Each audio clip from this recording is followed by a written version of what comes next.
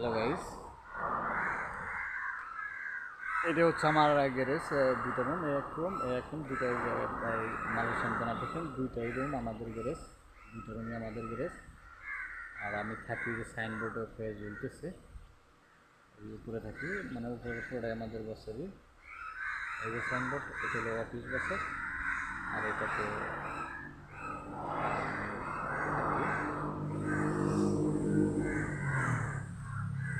যাই হোক, এখানে আল্লাহ পাক আমার অনেকবার এই শান্তিতে রাখছে ইনশাল্লাহ। মালয়েশিয়ার যে পরিস্থিতি, নিজের এলাকার মধ্যে চলতে পারি, কোনো সমস্যা নাই। এলাকায় যে মনে হয় যে একটা ভালোভাবে চলতে পারতাম, এইভাবে চলতে পারি ইনশাল্লাহ। কিন্তু তারপরেও বেতন তো তত বেশি না, আর মালয়েশিয়ার পরিস্থিতি তত ভালো না। আল্লাহ পাকই জানে আল্লাহ পাক কী ভাগ্য রাখছে। আমার পাশে কিন্তু যে পাশেও পাহাড়, আবার দেখুন এই পাশেও পাহাড়, আমার দুনো পাশে কিন্তু পাহাড়।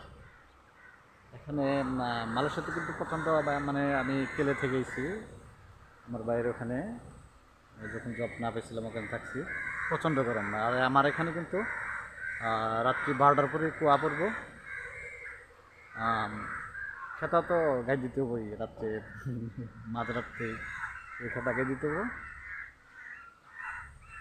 এই পরিস্থিতি ঠান্ডা লাগে ভালো, এদিকে মানে আবহাওয়াটা ভালো।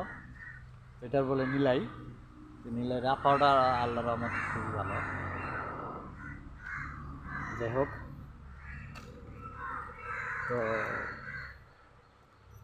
আমার জন্য, শুধু আমার জন্য না, সবার জন্যই দোয়া করবেন। প্রবাসী যারা ভাই আছে সবার জন্য দোয়া করবেন, তার সাথে সাথে আমার জন্য দোয়া করবেন। প্রবাসীর পরিস্থিতি ততটাই ভালো না, বা মালয়েশিয়াতে বিশেষ করে। কারণ এইবার যে আল্লাহ পাক জানে, আমি জানি না কত টাকা লাগবে। এবার হলো ভিসা লাগাইতে,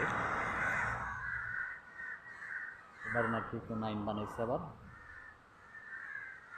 এর ব্যাংকে করতে হইব, এই একটা অ্যাকাউন্ট করতে হবো, টাকা রাখতে হবে। আল্লাহ পাকে জানে কী পরিস্থিতি।